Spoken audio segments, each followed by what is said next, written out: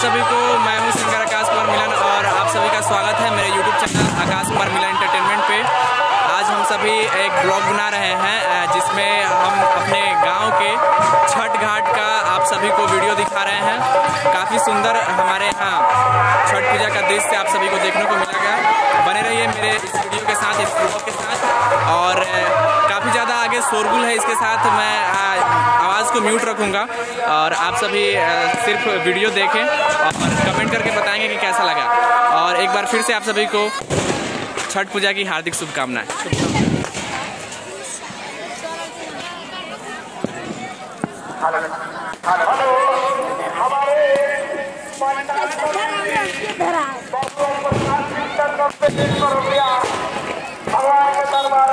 भगवान को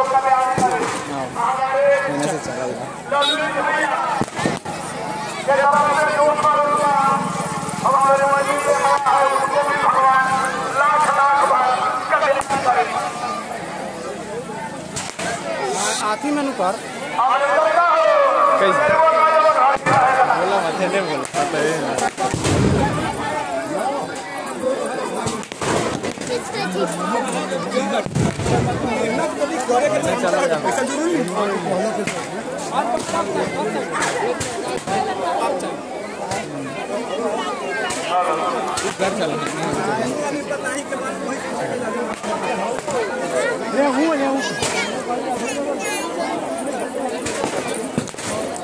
उठा के ऐसे दिखाओ पूरा कच्चा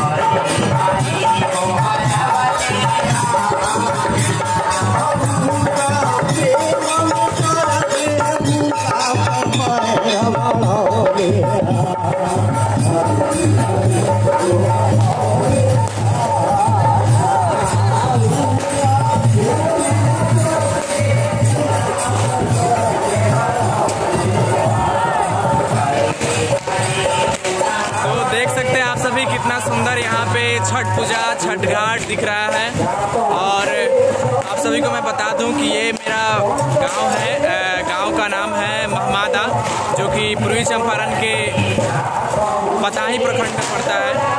और आप सभी को अगर मौका मिले तो एक बार ज़रूर छठ पूजा के अवसर पे आइए या फिर महादेव के दर्शन करने आइए। इस शंकर महाशिवरात्रि के शुभ अवसर पर भी बहुत ही सुंदर मेला का आयोजन किया जाता है। महादेव का बहुत ही प्राचीन मंदिर है। ये मिलते हैं नए ब्लॉग के साथ, तब तक के लिए गुड बाय आप सभी को। आपका दिन शुभ हो। जय छठी मैया।